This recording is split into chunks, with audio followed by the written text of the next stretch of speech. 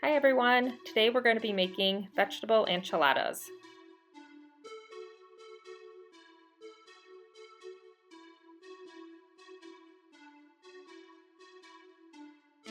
We're also going to be making homemade enchilada sauce.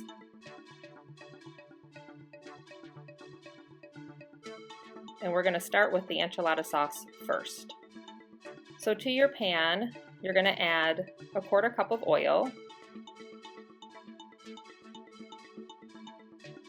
And once the oil heats up, you're going to add all your dry spices and the flour at one time. This sauce comes together very quickly, so make sure you have all of your ingredients pre-measured. You're going to stir the dry ingredients for a few minutes, and then you're going to add the can of tomato paste all at once.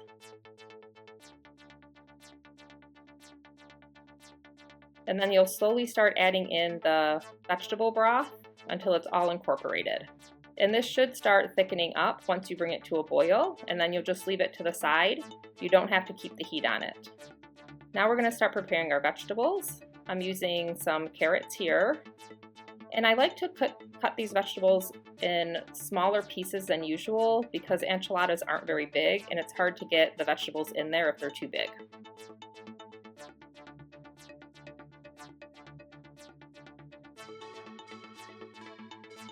We had some beautiful zucchini and squash in our garden, so this is what inspired the recipe for this month.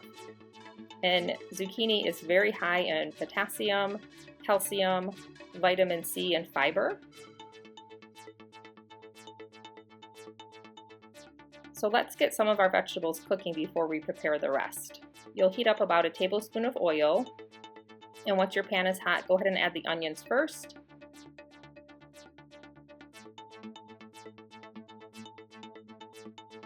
And I usually just cook the onions for a couple minutes until they soften a little bit.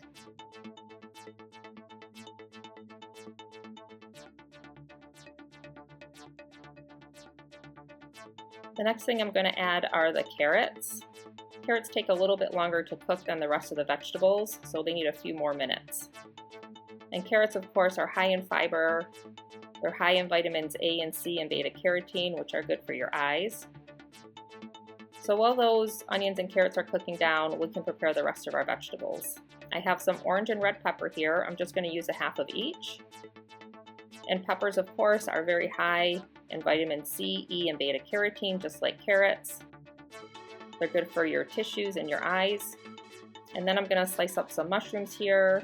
Mushrooms are a low-calorie food. They're very high in potassium. They have anti-inflammatory properties, and they're good for the immune system.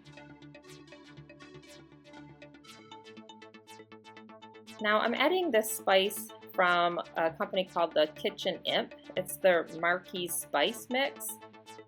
But the other spice you could use is taco seasoning, the ones that come in the packet. There's many varieties of those. That's a good combination of spices that works good in the enchiladas. So after you add your zucchini and your mushrooms, you'll cook that for just a few minutes. And then add the peppers at the very end.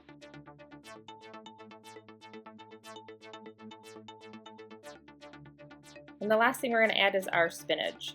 So just rough chop up your spinach. And I like using spinach as much as possible in these recipes because it is such a superfood with lots of vitamins and minerals.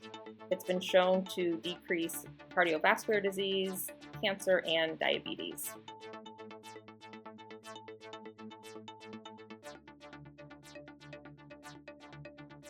So once your vegetables have softened, add the spinach just on top and stir that in. And while that's cooking down, we're going to prepare our enchilada shells. So what I like to do is use a wet paper towel, just damp, and I wrap about 12 or 13 shells in the paper towel and heat them in my microwave for about 30 seconds. You can also heat them up in your oven or on a stovetop if you need to. Once your vegetables are done cooking, you'll add a teaspoon of salt. And then we're going to take our enchilada sauce off of the burner and add 1 tablespoon of vinegar. And then you're going to add a couple grinds of fresh pepper.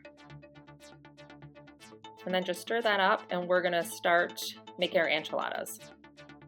So you'll use a 9x13 glass dish and just scoop a couple ladles of the sauce in the bottom of the dish, and take each individual tortilla shell. You'll add a couple scoops of the vegetables and put the seam side down when you fold them.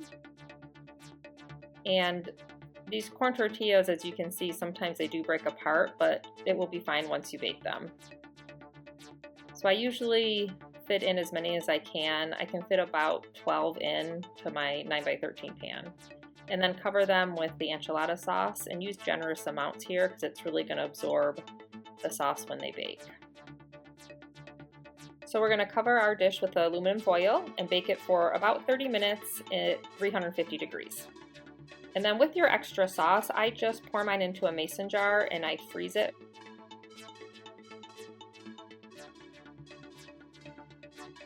And once your enchiladas have cooked for about 30 minutes, you take them out of the oven. If you want to add a plant-based cheese on top and put them back in for a few minutes, that's a great addition.